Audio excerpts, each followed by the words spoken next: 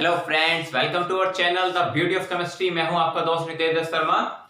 This is a very beautiful lecture of the general organic chemistry on demand, क्योंकि comment box में काफी लोगों ने हमें बोला था जीओसी के ऊपर एक आइसोमेरिज्म का टॉपिक कवर कीजिए, and this is so much beneficial for IIT JEE mains और NEET and so much beneficial for also Haryana PGT screening aspirants, क्योंकि आइसोमेरिज्म एक ऐसा टॉपिक है जो आपका आगे तक साथ में छोड़ देगा, बीएससी एमएससी तक कवर करता है, क्योंकि इसमें स्ट्रक्चरल आइसोमेरिज्म, स्टीरियो आइसोमेरिज्म के ऊपर, ऑप्टिकल आइसोमेरिज्म के ऊपर बहुत ही ब्यूटीफुल क्वेश्चन अब तक एग्जाम में जेईई मेंस एंड नीट में पूछे हुए हैं। तो हम आइसोमेरिज्म का टॉपिक कवर करेंगे आज, और इसको मैं 3 पार्ट्स में रखूंगा ताकि लेक्चर लेंथी ना हो। लेक्चर लेंथी हो जाने से भी कंटेंट अच्छा होने से सभी देख नहीं पाते, क्योंकि अगर मैं तीनों पार्ट्स को एक में कवर कर दूं तो लेक्चर बड़ा ही लेंथी हो जाएगा, 1.5 से 2 घंटे का। इसलिए हम इसको 3 पार्ट से बनाते हैं। पहले पार्ट में मैं कवर करूंगा स्ट्रक्चरल आइसोमेरिज्म, ठीक है।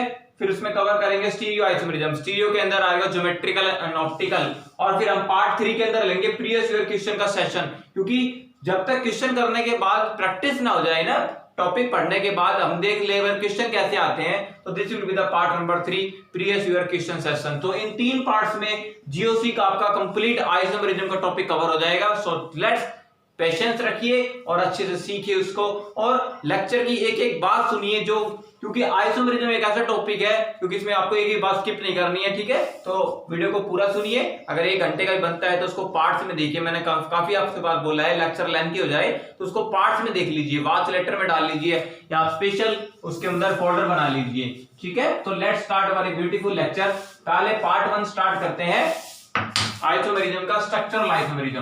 तो ठीक है, पहले तो आपको बता देता हूं आइसोमेरिज्म को कैसे क्लासिफाई किया गया है। भाई आइसोमेरिज्म क्या होता है? To compounds having same molecular formula, ठीक है, बट डिफरेंट फिजिकल और केमिकल प्रॉपर्टीज, या फिर हम कहें उनके अंदर इस तरीके से आइसोमेरिज्म रिलेट करता है। अब आइसोमेरिज्म देखो 2 प्रकार से हो सकता है। एक तो होता है कन्फर्मेशनल आइसोमेरिज्म, कन्फर्मेशनल, और एक होता है कन्फिगरेशनल, एक होता है कन्फिगरेशनल, ऐसे भी डिफाइन होता है। कन्फर्मेशनल आइसोमर पता है क्या होता है? जैसे कल आपको पढ़ाए थे मैंने, एन ब्यूटेन के कन्फॉर्मर्स होते हैं anti staggered configuration, gosh configuration, partially clips, fully clips configuration, मतलब जिसमें कार्बन कार्बन सिंगल बॉन्ड के अराउंड रोटेशन को चेंज कर दिया जाए, कार्बन कार्बन सिंगल बॉन्ड के अराउंड, तो उसको बोलते हैं कन्फर्मेशनल आइसोमेरिज्म, ठीक है। और इसमें एज सच कोई बॉन्ड ब्रेक नहीं करना पड़ता। कन्फर्मेशनल आइसोमेरिज्म में क्या होता है? It does not required bond making और बॉन्ड ब्रेकिंग। इसमें बस क्या होता है, बॉन्ड की सिंपल रोटेशन होती है, और वो भी कार्बन कार्बन सिंगल बॉन्ड की, उसको कहते हैं कन्फर्मेशनल आइसोमर। लेकिन कॉन्फ़िगरेशनल आइसोमर होते हैं, इट अगर इसके आप 2 आइसोमर बनाना चाहते हो तो यू हैव टू मेक और फॉर्म ब्रेकिंग द बॉन्ड और मेकिंग द बॉन्ड, इसमें दोनों प्रोसेस होते हैं, तो इसको कॉन्फ़िगरेशनल आइसोमर कहते हैं। तो कन्फर्मेशनल कॉन्फ़िगरेशन मतलब समझ के डिफरेंस। कन्फर्मेशनल में क्या होता है? It is just the rotation around carbon carbon single bond, no breaking और formation of the new bond is required, just simply rotation, ठीक है। और configurational it require bond making and as well as bond breaking, ठीक है। तो isomerism के जो basic types होते हैं वो कैसे डिफाइन होते हैं सुनिए। आइसोमेरिज्म होता है एक स्ट्रक्चरल आइसोमेरिज्म,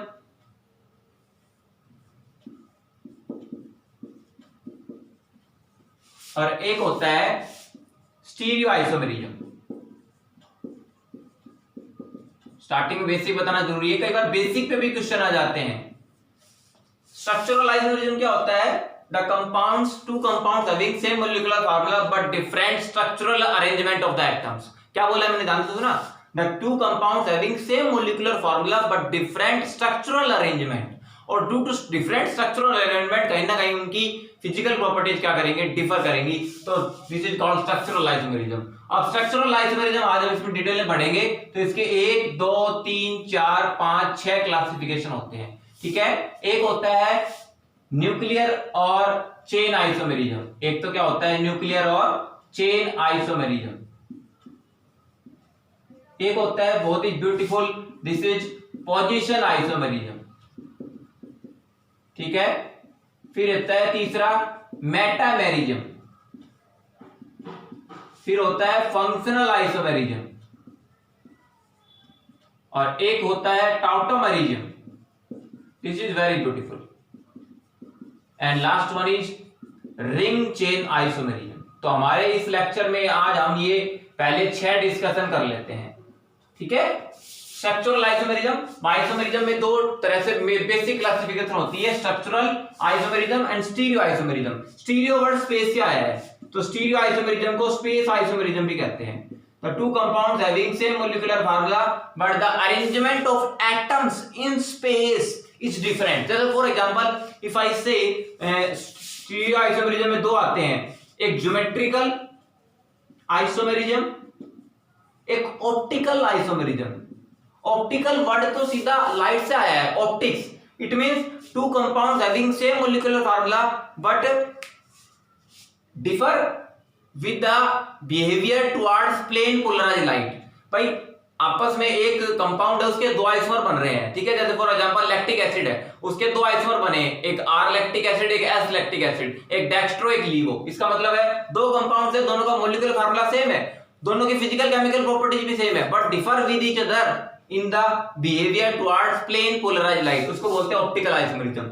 ज्योमेट्रिकल में मतलब ज्योमेट्री का फर्क हो, मतलब cis trans isomerism is a very interesting example. Cis trans isomerism of the geometrical isomerism, मतलब जैसे अगर ब्यूटेन की बात करूं मैं, ब्यूटेन में दोनों मिथाइल ग्रुप अगर सेम साइड पर है तो उसको बोलते हैं सिस, और अपोजिट साइड में है तो क्या बोलते हैं, ट्रांस। इसका मतलब है to compounds having same molecular formula but the arrangement of atoms in space, 3D space is different, ठीक है। तो that's why it is called geometrical isomerism. तो बेसिक सा फंडा मेरा कल समझ में आ गया आपको। तो स्ट्रक्चरल डिस्कस करते हैं 6 टाइप, फिर अगले लेक्चर में हम डिस्कस करेंगे totally and totally stereo isomerism, ठीक है। So let's start very beautiful session about the structural isomerism. ये बेसिक सा डिफरेंस आपको बताना जरूरी था, आप पहले इनको 1 बाय 1 डिस्कस करते हैं, ठीक है। आपको 5 मिनट ही लगा होगा मैंने ये बातें बताने में, डेफिनेटली। चलिए आप डिस्कस करते हैं 1 बाय 1 स्ट्रक्चरल आइसोमेरिज्म के ये 6 टाइप, ठीक है। और आपको देख रहे हैं सारे क्लियर हो जाएंगे, और बीच बीच में मैं आपसे क्वेश्चन पुटअप भी करूंगा, ताकि आपको ये 6 के 6 टाइप पढ़ाते हुए आपको बोरियत फील ना हो। कि कई बच्चों को ये लगता है, कई टीचर्स को कैसे लगता है कि सर ये टॉपिक जो पढ़ा रहे हैं वो हमें पहले से जानकारी है इसकी, तो हम इसको क्यों देखें। लेकिन मैं हर टॉपिक के ऊपर, हर आइसोमेरिज्म के ऊपर एक क्वेश्चन पिकअप करूंगा और आपसे पूछूंगा भी वो क्वेश्चन कैसे आपको टैकल करना है और उसका आंसर क्या होना चाहिए, ठीक है। सो लेट्स स्टार्ट और very first type of the structural isomerism, that is chain isomerism, ठीक है। चेन आइसोमेरिज्म स्टार्ट करते हैं। मतलब स्ट्रक्चरल आइसोमेरिज्म फर्स्ट टाइप था, उसका फर्स्ट टाइप ले रहा हूं मैं, दैट इज चेन आइसोमेरिज्म। देखो चेन आइसोमेरिज्म क्या होता है, इसको न्यूक्लियर आइसोमेरिज्म के नाम से भी जाना जाता है, इसको न्यूक्लियर आइसोमेरिज्म भी कहते हैं। देखो इसको समझने का सिंपल सा फंडा है, डेफिनेशन ही बताऊंगा, डेफिनेशन को सुनना है, वैसे आपको एग्जांपल से डेफिनेशन क्लियर कर देती है।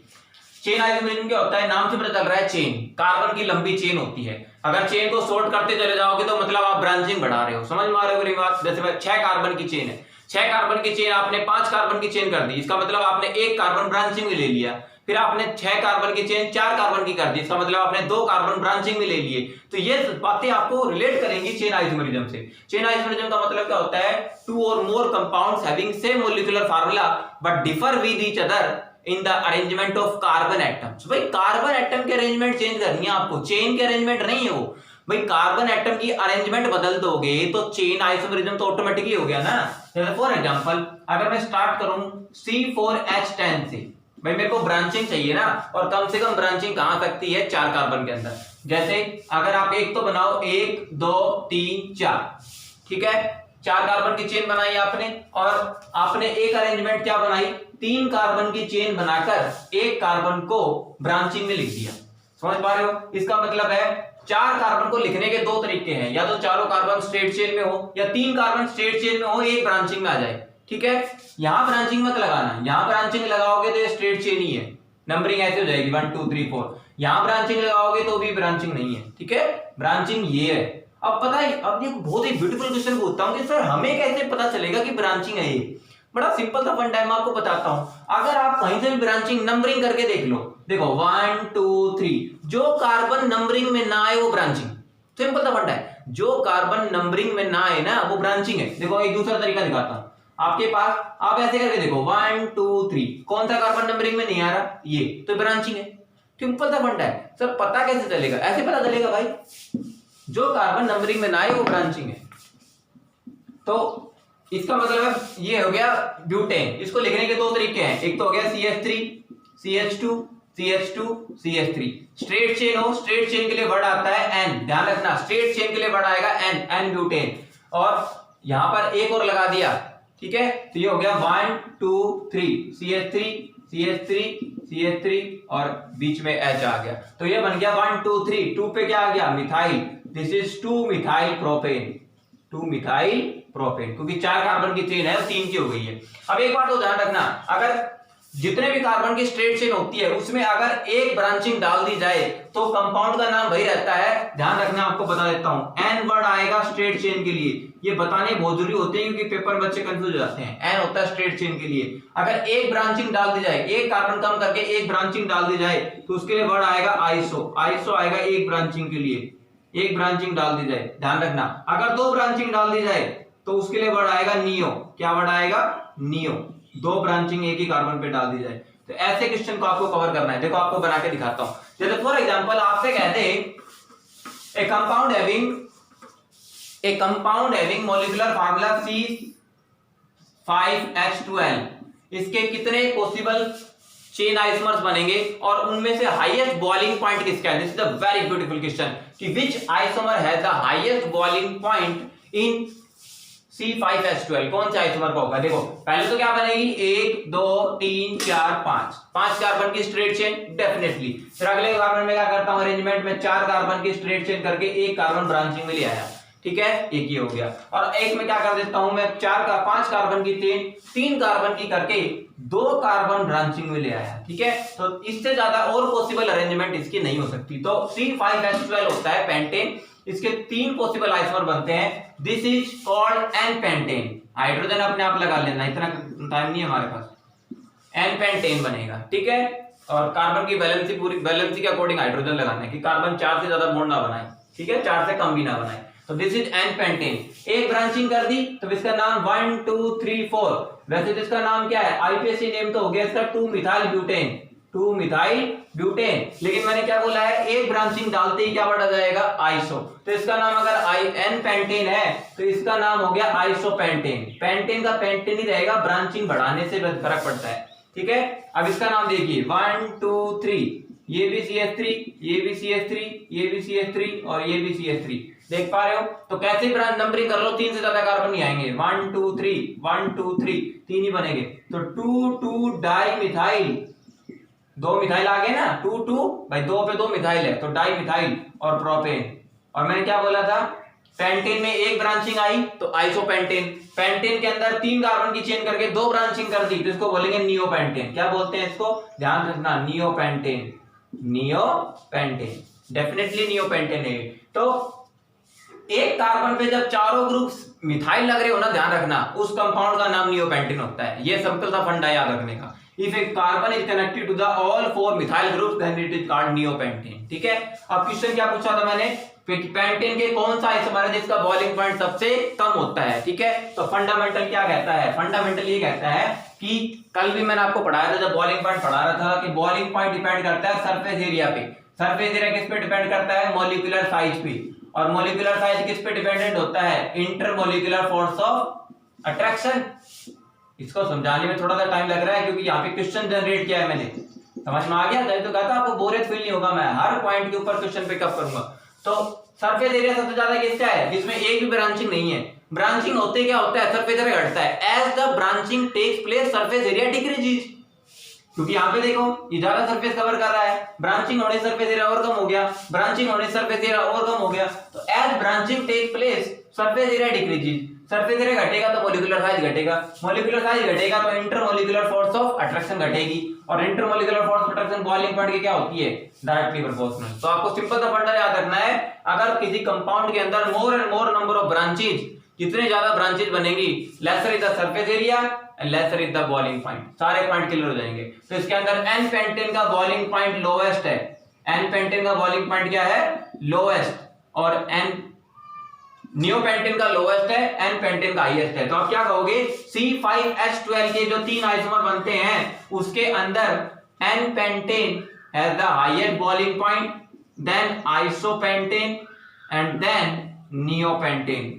ये मेरा पॉइंट आपको फंडा क्लियर हो गया कि नहीं हो गया, डेफिनेटली क्लियर हो जाना चाहिए। बहुत ही ब्यूटीफुल क्वेश्चन था एग्जाम के लिए, ठीक है।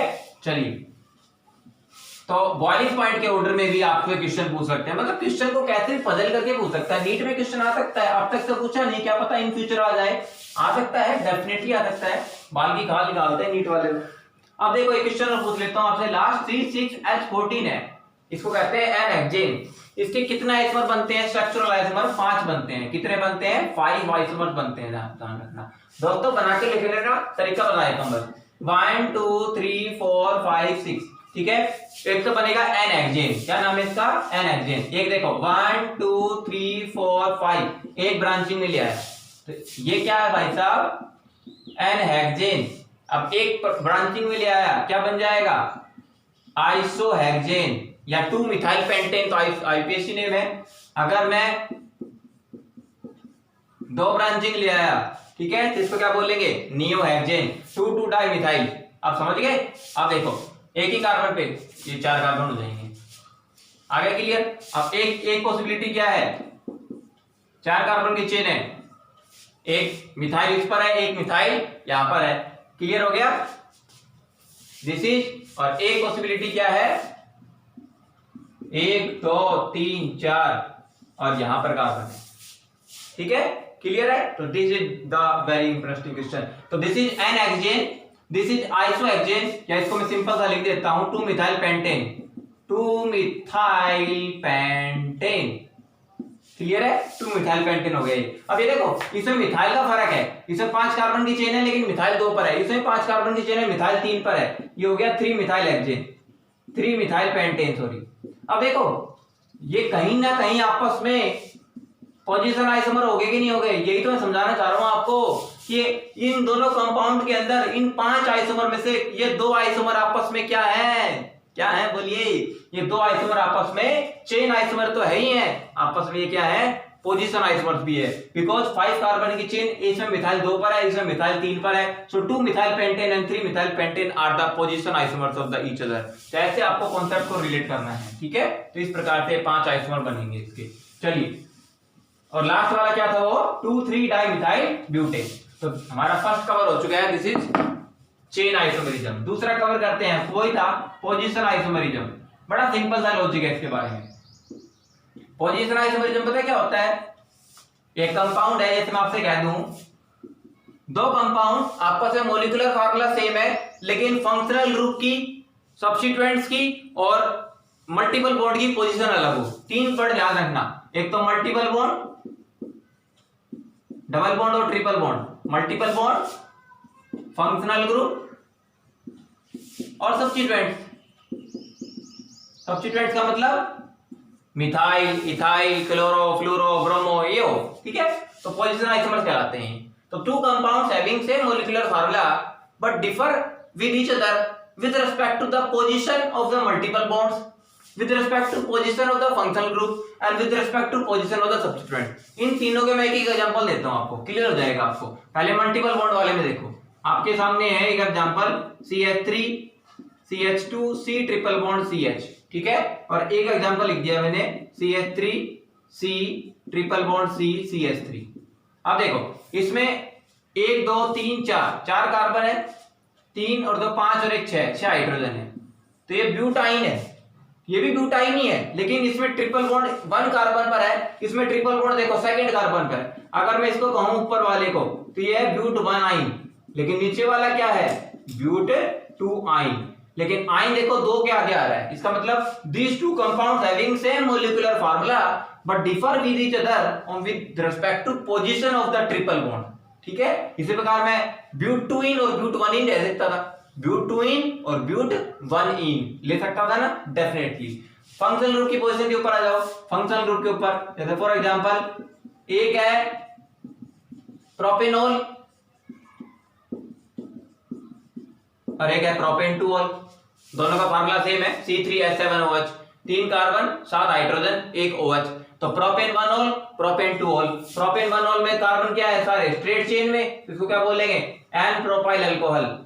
और एक कार्बन से सेकेंडरी कार्बन है तो इसको क्या बोलते हैं, आइसोप्रोपाइल अल्कोहल। कॉमन नेम बता रहा हूं, प्रोपेन 2 ऑल का कॉमन नेम होता है आइसोप्रोपाइल अल्कोहल और प्रोपेन 1 ऑल का एन प्रोपाइल अल्कोहल। तो आपसे क्वेश्चन पूछ सकते हैं कि एन प्रोपाइल अल्कोहल और आइसोप्रोपाइल अल्कोहल ये दोनों आपस में एक दूसरे के कौन सा आइसोमेरिज्म है, 4 ऑप्शन आ जाए तो you will tick position isomerism. तो मैंने कहा था ना बीच बीच में आपसे क्वेश्चन जनरेट करूंगा, आप डेफिनेटली उसको क्रैम ना करें, ठीक है। तो ये बड़ा सिंपल सा फंडा है। और सब्स्टिट्यूएंट के ऊपर केस में भी एग्जांपल दिया था मैंने, कौन सा 2 मिथाइल पेंटेन और 3 मिथाइल पेंटेन, 2 मिथाइल पेंटेन और 3 मिथाइल, ये एक और देता हूं सब्स्टिट्यूट फंक्शनल ग्रुप के ऊपर। जैसे फॉर एग्जांपल एक आपके पास है ये और ये आपके पास, ठीक है, ये भी 5 कार्बन का कीटोन है, ये भी एक 5 कार्बन का कीटोन है, लेकिन फर्क क्या है, इसमें कीटोनिक ग्रुप सेकंड कार्बन पे आ रहा है। तो ये क्या है, पेंटेन 2 ऑन, पेंटेन 2 ऑन। ये क्या है, इधर से काउंट कर लो, इधर से काउंट कर लो, ये क्या है, पेंटेन 3 ऑन। अब देखो, these two compounds having same molecular formula but differ with each other with respect to position of the functional group. Here the ketone is second position, here the ketone is at the third position. So both two are position isomers of each other. अब देखो आगे फंडा समझ में। अब एक question put up होता है कि आपको एक बात तो फंडामेंटल क्लियर हो गया कि जरूरी नहीं हमेशा एक कंपाउंड के एक पेयर में हमेशा एक ही प्रकार का आइसोमेरिज्म हो। जैसे अभी हमने डिस्कस किया था हेक्सेन के जब आइसोमर पढ़ रहा था मैं, तो चेन आइसोमेरिज्म के साथ साथ 2 मिथाइल पेंटेन और 3 मिथाइल पेंटेन में क्या आ गया था, पोजीशन आइसोमर आ गया था। इसी प्रकार पेंटेन 2 ऑन और पेंटेन 3 ऑन में एक प्रकार का आइसोमेरिज्म है जो तीसरा पढ़ाऊंगा। This is called what, number 3 metamerism. क्या बोलते हैं इसको, मेटामेरिज्म। और जो मेरे साथ मेडिकल नीट के स्टूडेंट जुड़े हैं वो इस बात को रिलेट करेंगे। मेटामेरिज्म जो वर्ड है वो मेटामर वर्ड से आया है। किससे वर्ड से आया है, मेटामर। और मेटामर वर्ड का मीनिंग होता है सेगमेंट। क्या होता है, सेगमेंट। सेगमेंट का मतलब पार्ट होता है, कोई एक हिस्सा सेगमेंट हो, पार्ट हो, मेटामर वर्ड से आया है। इसका मतलब देखो मेटामेरिज्म को कैसे समझना है बताता हूं अभी आपको। 2 कंपाउंड, ध्यान से सुनना मेरी line, 2 compounds having same molecular formula but differ with each other but the alkyl group but the groups around functional carbon group are different।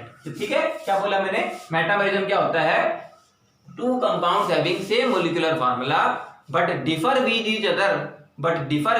each other around A functional group, एक दूसरे के functional group के इधर उधर क्या हो, alkyl group different हो। ठीक है, जैसे आप ये देखो पेंटेन 2 ऑन और पेंटेन 3 ऑन, ये आपस में एक दूसरे के पोजीशन आइसोमर है। मैं कहता हूं ये दोनों आपस में मेटामेरिज्म भी शो करते हैं। कैसे, ये देखो कीटोन है, दिख रहा है आपको, कीटोन के इस तरफ देखो मिथाइल है, कीटोन के उस तरफ देखो प्रोपाइल है, दिख रहा है आपको, CH2 CH2 CH3, ये प्रोपाइल ग्रुप है, ये मिथाइल ग्रुप है। तो पेंटेन 2 ऑन का कहीं ना कहीं नाम पता है क्या है, मिथाइल प्रोपाइल कीटोन कहते हैं, common name methyl propyl ketone.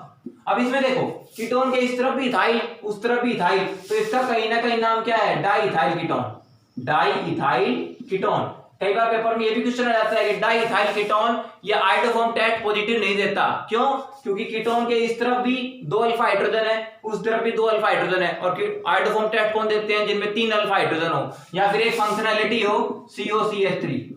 और COCH3 फंक्शनैलिटी किसमें है, ये पेंटेन 2 ऑन में। तो पेंटेन 2 ऑन और पेंटेन 3 ऑन को आइडोफॉर्म टेस्ट के बेस पे डिफरेंशिएट कर सकते हैं। This is a very important question for the exam. कि मैं कह रहा था बीच बीच में ऐसे ऐसे क्वेश्चन आपसे लेके आऊंगा कि आपको ये नहीं लगेगा कि सर आइसोमेरिज्म ही पढ़ा रहे हैं, सर बाकी टॉपिक्स को भी रिलेट कर रहे हैं। पेंटेन 2 ऑन और pentane 3 on, these two compounds can be differentiated on the basis of iodoform test because iodoform test के लिए स्पेशल कंडीशन क्या है, the compound must contain this functionality COCH3 and this functionality is present in pentane 2 on. So pentane 2 on gives positive iodoform test and pentane 3 on will not give iodoform test. So this is very simple. But pentane 3 on में दोनों तरफ क्या है, ethyl, इसमें एक तरफ methyl एक तरफ प्रोपाइल। समझ में आ गया मेरा फंडा, मतलब पार्ट्स अलग लो, फंक्शनल ग्रुप के इधर आजू बाजू में ना अल्काइल पार्ट अलग हो, सेगमेंट अलग हो, उसको बोलते हैं मेटामेरिज्म। तो this is a very important. तो इस तरीके से आप रिलेट कर सकते हैं। चलिए एक इंपॉर्टेंट पॉइंट और दे देता हूं मैं मेटामेरिज्म के बाद। ये आपको क्लियर हो गया फंडा, डेफिनेटली आपको क्लियर हो जाना चाहिए। तो this is a very important question for the exam. चलिए आगे बढ़ते हैं।